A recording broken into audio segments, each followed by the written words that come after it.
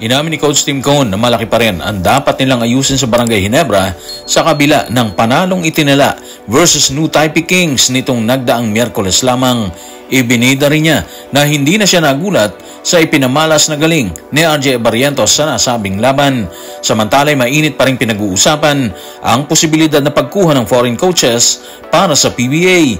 Tutukan po natin ang lahat ng yan, pero bago yan, hihingi po tayo ng isang subscription sa lahat ng dumadaan sa ating munting channel kung nagugustuhan nyo ang ating palabas. Kung medyo mabigat ang subscription, siguro kahit isang like at isang share na lang po yan. Okay na po ako dyan. Maraming salamat. Itinala ng Ginebra ang panalo versus New Taipei Kings sa score na 91-87 nitong nagdaang Miyerkules lamang. Subalit sa kabila ng panalo, tila hindi pa rin kumbinsido ang mentor nito na si Coach Tim Cone. Narito ang kanyang pahayag. Tutukan natin si Coach Tim sa report ni Richard D. ng The Manila Times. Pinakamalaking mensahe na nakuha namin dito is yung marami pa kaming dapat ayusin. Hindi pa rin magandang performance namin sa kabila ng panalo. Okay guys, so kahit panalo, hindi pa rin kumbinsido si Coach Tim sa nakita niyang performance ng Ginebra. So isang exhibition match yan versus New Taipei Kings. Kung sisilipin nating mabuti yung ginawa ng mga players ng GIN, kumamada ng maayos si RJ Barrientos. Kasama dun yung crucial na tres sa mga huling minuto ng laban. Nagtala po siya ng 20 points dun Si Stephen Holt, meron naman siyang 19 points. Tapos si Paul Garcia, nagtala naman siya ng 7 points sa bakbakan. Yung mga binanggit natin guys, mga bagong pasok doon sa Ginebra. Ibig sabihin, ngayon pa lang, nakikita na natin ang posibleng senaryo sa susunod na assignment ng Ginebra dito sa PBA. Ngayong August po yan para sa Governors Cup na gaganapin dito sa Smart Araneta Coliseum po yan.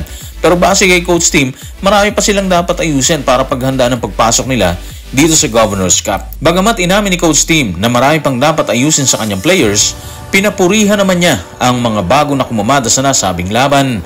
Hindi rin niya pinaligtas ang nakita kay RJ Barrientos.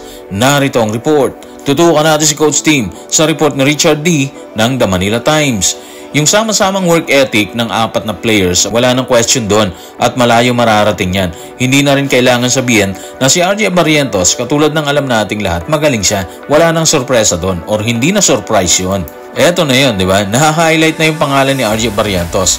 Isa lang nakikita natin dito malaki magiging trabaho ni RJ sa Ginebra ngayong papalapit na Governors Cup. Lalo na siguro kung hindi pa rin pwede si Scottie Thompson. Tanong na lang siguro dito is kung paano ibabalanse ni Coach Tim ang playing time ni Barrientos at Scottie sakaling sabay na silang nasa team, sakaling pumasok na si Scottie Thompson, di ba? Pero syempre, alam naman natin na mabibigyan niya ng magandang exposure ng dalawa sakaling andyan na sila pareho.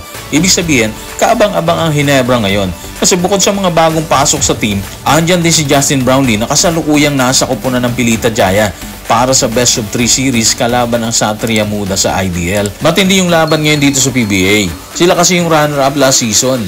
Naungusan sila ng TNT ng noon ay sinamahan ni Coach Jolas kasama si Ronde Hollis Jefferson. So dahil dyan, dapat nating abangan ang magiging journey ng Ginebra ngayong paparating na season. Kung tila hindi na nagulat si Coach Tim sa inilabas na performance ni RJ Barrientos, matunog namang pinag-uusapan pa rin ang pagpasok ng foreign coaches sa PBA para mas maging competitive hindi lamang ang liga kung hindi maging ang players. Narito ang pahayag. Tutukan natin na sinabi ni PBA Insider sa kanyang official Twitter or X account. The fact na 2024 na at yung mga PBA team kailangan pa rin nilang itago ang foreign head coaches bilang consultant ay sobrang hindi katanggap-tanggap. Obviously, kailangan maging mas global ang liga at huwag manatili lang sa dating nakagawian. Actually, tama yung sinabi niya Dapat mas maging global ang approach ng PBA ngayon. Dapat talaga kumuha tayo ng foreign coaches na magbibigay ng bagong kaalaman sa ating players.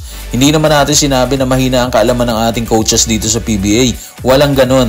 Ang sa atin lang siguro is bagong mukha, bagong idea, di ba? Hindi tayo kulang sa talented players Andito yung PhilAms natin, andito yung local players natin. Kulang na lang talaga is yung panibagong kaalaman ng coaches. Fresh na idea mula sa coaches. At makukuha natin yan sa pamamagitan ng pag-hire ng foreign coaches.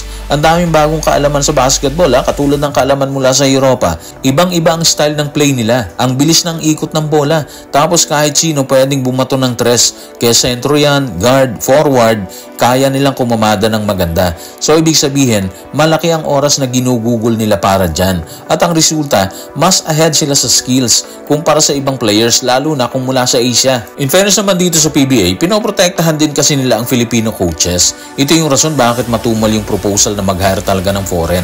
siguro pwedeng balansehin niya ng samahan ng coaches dito sa PBA or dito sa Pilipinas para hindi mawalan ng trabaho yung ilang coaches natin dito, di ba? Hindi rin naman kasi kailangan palitan lahat ng coach sa bawat team. Medyo hindi rin naman maganda yon. Siguro lang, kailangan is at least merong ilang team at i-retain yung ibang Filipino coaches natin para hindi naman mahusgahan ng ilan na liga na to ng mga banyaga. So guys, maraming salamat.